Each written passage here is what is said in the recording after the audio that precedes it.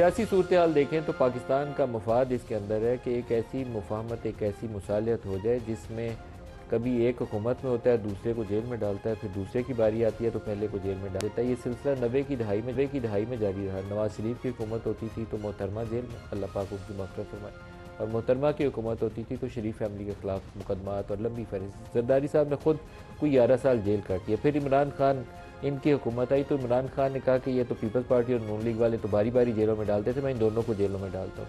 तो एक वक्त में नवाज शरीफ भी जेल में, शहबाज भी जेल में, मरीम नवाज़ भी जेल में, आसिफ जरदारी भी जेल में, उनकी बहन फरियाल तालपुर भी, और सो मैनी अदर, शायद खान अब्बासी साथ, एंड लंबी फहरिस्त ना ख़त्म होने वाली फहरिस्त है।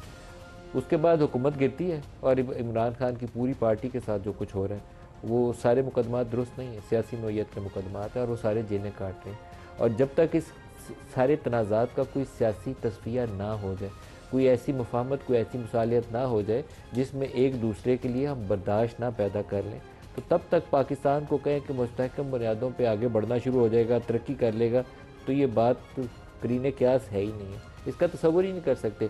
पहले पॉलिटिकल स्टेबिलिटी होती है, जो पाकिस्तान के ऊपर जितनी इंटरनेशनल रेटिंग एजेंसीज काम करती हैं, पहले वो पॉलिटिकल स्टेबिलिटी को फैक्टर इन करती, उसके बाद इकनॉमिक स्टेबिलिटी का जिक्र आता है। अगर हम सऊदी अरब से 8 अरब डॉलर, कोई इससे चाइना से 5 अरब डॉलर डाल के रिजर्व बता के अभी अगर सांस लेना है तो इस तरीके से तो हम सांस लेते रहेंगे, 25-30 साल से ऐसे ही ले रहे हैं, आइंदा 25-30 साल भी लेते रहेंगे, लेकिन ये घिसटते घिसटते ही सफ़र चलेगा। अगर हम चाहते हैं कि तवाना तरीके से सर उठा के आगे बढ़ें, जैसे आजकल इंटरनेशनल एग्रीमेंट्स हुए हैं, मात का हक में अल्लाह ने पाकिस्तान को इज़्ज़त दी है, तो सीखते हुए कुछ अपने हमें काम भी दुरुस्त करने चाहिए। और पहला काम दुरुस्त करने का यही है कि पॉलिटिकल टेम्परेचर्स को नीचे लाएं, इलेक्टोरल प्रोसेस, उसकी ट्रांसपेरेंसी को यकीनी बनाएं। वोट से जो बंदा मुंतखब होता है, जीतता है या हारता है, वो यकीनी हो कि वो लोगों के वोटों से जीता या हारा है। ये नहीं करेंगे ना तो हम सही तरीके से दुनिया में सर उठा के आगे नहीं चल सकते।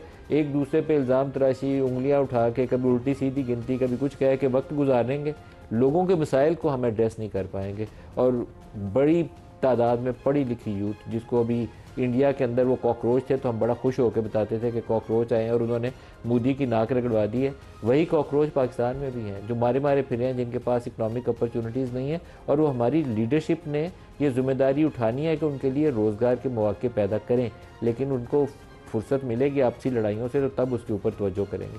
और किसी दिन कोई बड़ा नाखुशगवार वाक़या हो जाए, इसके लिए तैयार रहना चाहिए। और बहुत अफसोसनाक होगा कि पाकिस्तान की सूरत हाल अबतर हो जाए। हमें जानते बूझते इसके ऊपर अगर काम नहीं करते तो बहुत बड़ी ज़्यादती है। लीडरशिप के ऊपर भी सवालिया निशान है, पार्लिमान के ऊपर भी सवालिया निशान है।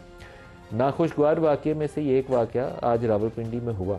एक शख्स जिसका नाम है मोहम्मद हुसैन, PTI का वर्कर, खैबर से उसका ताल्लुक़ है, और वो फायरिंग का इंसिडेंट हुआ, सिक्योरिटी वाले उसमें ज़ख्मी हुए, जवाबी तौर पर फायर किया गया। अगर कोई किसी GHQ के गेट के बाहर या किसी और ऐसी इंपॉर्टेंट इंस्टॉलेशन के करीब ऐसी फायरिंग होगी तो जवाब में गोली ही आएगी। मैं ये नहीं कहूँगा कि जवाब में गोली नहीं आनी चाहिए, तो लेकिन क्या ये काम दुरुस्त है? मेरे लिए बहुत बड़ा सवालिया निशान है।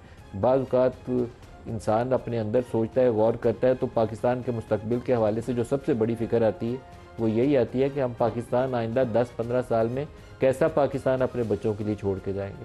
तो इसके ऊपर हमें सबको मिलकर गौर ज़रूर करना चाहिए।